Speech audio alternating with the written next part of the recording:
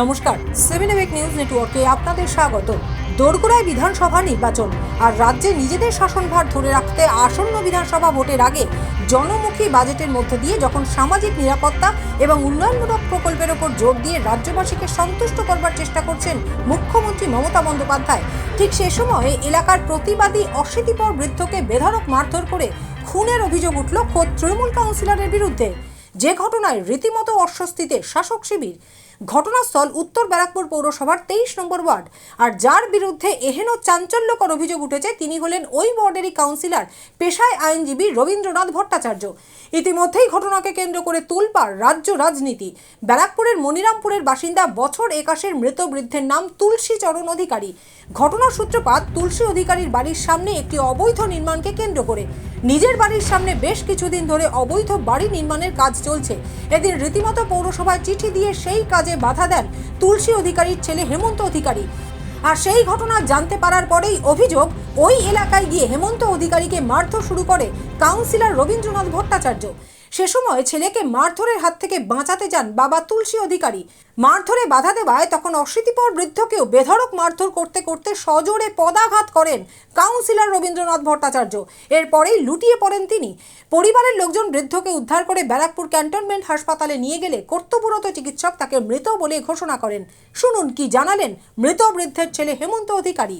Cycle দিয়ে হঠাৎ আমাকে ডাকলো কাউন্সিলর, বললো যে এরকম এদিকে শোনতো রবীন্দ্রনাথ ভট্টাচার্য 23 নম্বর ওয়ার্ডে, বলে এদিকে শোনতো। না না না, ও তো নর্থ ব্যাক কমিশনারি, 23 নম্বর ওয়ার্ড। তা বললো শোন। আমি বললাম কী? বললো তোরা বাড়িটাতে চিঠি দিয়েছিস মিউনিসিপ্যালিটিতে? আমি বলছি হ্যাঁ চিঠি দেওয়া হয়েছে। কেন দিচ্ছিস কেন? আমাকে না জানিয়ে? আমি জানতাম যে তুই চিঠি দিচ্ছিস, বিষয়ে চিঠি দিয়ে দিলি, না জানালি কেন? জানালি কেন আমাকে?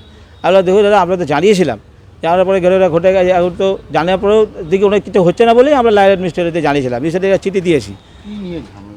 আরে ওই একটা সামনে একটা বাড়ি হচ্ছে, বাড়িটা পুরো ইনলিগাল বাড়ি হচ্ছে, ঠিক আছে? মানে আমার দিকে পুরোটাই হেলে গেছে, আমাদের পাশেই হয়েছে বাড়িটা, পুরো কোনো ছাড়াছাড়ির ব্যাপার নেই, ওই পুরো একদম পুরো ডায়েট একদম এতেই করে দিয়েছে, বুঝেছেন? চোর নিয়ে যাচ্ছে বাড়িটাকে। তা আমরা বলেছি বলে অনেক দিন ধরে আমাদের সঙ্গে মানে এ চলছে, মানে খুঁটিনাটি ব্যাপারটা যে চলছে।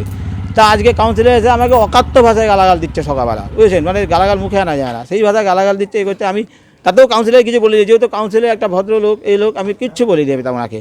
তখন সেটা আমার বাবা শুনতে পেয়েছে ভেতর থেকে। বাবা তখন এসে আমাকে বলছে কী হয়েছিল রে? আমি বলি এই ব্যাপার। বাবা চত দেখি কী বলছে শুনে আসি। হ্যাঁ, বাবার সঙ্গে তাড়াহুড়ো করে গেছে, গিয়ে বলে দাদা কী হয়েছে? বলছে বাবাকে হট করে বাবাকে বলছে এই করছে, তুই বাবাকে গালাগাল দিয়ে বলছে তুই আমাকে দালালি করতে এসেছিস বলে। বাবার সঙ্গে যেই গালাগাল দিয়েছে বাবার সঙ্গে কলারটা ধরেছে। যেই কলার ধরেছে তখন আমি বাবা তুই ছেড়ে দাও, যেই ছাড়তে বলেছি বাবাকে বলি ছেড়ে দাও, তখন আমাকে তখন 2-3 থাপড়া মেরেছে কাউন্সিলর 2-3 থাপড়া মেরেছে। তুই এখানে বাবাকে নিয়েছিস আমাকে মস্তানি করার জন্য বলে এইসব করা বলে, মানে ওখানে দাঁড়িয়ে মানে অকাত্য ভাষা গালাগাল দিচ্ছে। তারপরে তো বাবাকে ঠেলেছে, মানে বাবাকে নিয়ে এসেছি, নিয়ে এসে ডাক্তারবাবু এখানে পাঞ্চ করেছে, এই করেছে, তা করেছে। তারপরে কিছুক্ষণ বাবার শ্বাস প্রশ্বাস চলেছিল, তারপরে বাবা হয়ে গেছে, মারধর করার পরেই মারা গেছে বাবা। বিচার চাইছি, যা হবে তা দেখতে হবে, বিচার চাইছি আমরা। যদিও সাংবাদিকদের প্রশ্নের উত্তরে তার বিরুদ্ধে ওঠা সমস্ত অভিযোগ অস্বীকার করে অভিযুক্ত কাউন্সিলর রবীন্দ্রনাথ ভট্টাচার্যের পাল্টা দাবি, তুলসী অধিকারী তাকে অকথ্য ভাষায় গালিগালাজ করে মারধর করেছে এবং তুলসী অধিকারীর মৃত্যুর জন্য দায়ী তার ছেলে হেমন্ত। তুলসী অধিকারী আমাকে মারধর করেছে, গালাগালি করেছে, এবং উনি নিজে অসুস্থ ছিলেন। ওনার মৃত্যুর জন্য দায়ী হচ্ছে ওনার ছেলে হেমন্ত, যে তার অসুস্থ বাবাকে নিয়ে এসে ওখানে চিৎকার চেঁচামেচি করে আমাকে গালাগালি করেছে, মারধর করেছে। আমি ওনার সাথে কিছু করিনি, এবং এই এলাকায় গেলে আপনারা জানতে পারবেন। এবং এই কথা প্রতিবাদ করা তখন সোমেন মজুমদার বলে একজন ছিল, তাকেও উনি মেরেছেন, তাকেও গালাগালি করেছেন। না, এটাও মিথ্যা কথা।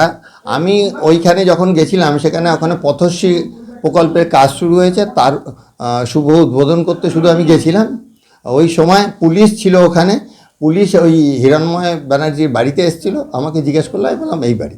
এর বেশি আমি ওখানে কিছু বলিও নি, জানি। তবে আমি এটুকু বলেছি যে ওখানে দেখুন কোনো কনস্ট্রাকশন ওয়ার্ক হচ্ছে না, তো সামনে প্লাস্টার করছে, আমরা যা দেখতে পেলাম। আমি ওখানে এর আগে যাইও নি, আজকেই প্রথম ওখানে গেলাম। এবং তারপরেই আমি এসে চা খাচ্ছিলাম, সেখানে এসে তুলসী অধিকারী আমার গলা ধরে, আমার মা বাবা তুলে খিস্তি করে। হ্যাঁ, এবং এই কথার এলাকার লোকেরা যখন প্রতিবাদ করছে, তখন তাদের মধ্যে সোমেন মজুমদারকেও ও ধরে তার মা বাবা ধরে কিস্তি করে, তাকেও মারধর করে। আমার বিরুদ্ধে অভিযোগ করার কারণ, আসল কথা তাদের বাড়ির বউটাও তো আমি চাকরি দিয়েছি। তাই ভালো কাজ করেছি, সেই জন্য তার তো ফল পেতে হয়। এটাই হচ্ছে কারণ 100% ইচ্ছাকৃত। ওই এলাকায় গেলে জানতে পারবেন উন্নয়ন এবং মানুষের উপকার ছাড়া আমি কোনো কাজ করি না। মৃত্যু দেখুন, একটা মানুষের মৃত্যু কেন হতে পারে এটা তো কেউ বলতে পারে না, তবে যে কোনো মৃত্যুই দুঃখজনক। ওনার মৃত্যুটাও আমার কাছে দুঃখজনক, হয়তো আমার ওয়ার্ডের লোক, হ্যাঁ। তবে উনি অসুস্থ ছিল, সেই অসুস্থ পিতাকে ওই ওনার ছেলে হেমন্ত নিয়ে না গেলে আজকে হয়তো এই ঘটনাটা ঘটতো না। উনি চিৎকার করেছে, উনি আমার কলার ধরেছে এরমভাবে, উনি কলার ধরেছে, গালাগালি দিচ্ছে। আমি মিডিয়ার সামনে গালাগালিটা বলছি না। আর এই ঘটনা প্রকাশ্যে আসতেই উত্তেজনা ছড়িয়ে পড়ে এলাকায়। খবর পেয়ে ঘটনাস্থলে পৌঁছয় ব্যারাকপুর পুলিশ কমিশনারেটের ডিসি সেন্ট্রাল ইন্দ্রবর্ধন ঝা সহ বিশাল পুলিশ বাহিনী। ঘটনার তদন্তে নেমে অভিযোগের ভিত্তিতে প্রথমে কাউন্সিলর রবীন্দ্রনাথ ভট্টাচার্যকে আটক করা হলেও পরে তাকে গ্রেপ্তার করা হয়। ঘটনায় নিন্দায় সরব হয়েছেন বিরোধী রাজনৈতিক দলের নেতৃত্বরা। আর ঘটনার অনতিবিলম্বেই অভিযুক্ত এবং ধৃত কাউন্সিলরকে দল থেকে 6 বছরের জন্য সাসপেন্ড করেছে তৃণমূল কংগ্রেস। চন্দন সেনগুপ্তের রিপোর্ট 7 নিউজ নেটওয়ার্ক। আরও বিভিন্ন খবরের আপডেট জানতে হলে অবশ্যই সাবস্ক্রাইব করুন 7 নিউজ নেটওয়ার্ক চ্যানেলটি, কারণ আপনাদের একটা সাবস্ক্রিপশন আমাদের কাছে অত্যন্ত মূল্যবান। পাশাপাশি অবশ্যই ফলো করুন আমাদের হোয়াটসঅ্যাপ চ্যানেলটিও। জয় হিন্দ।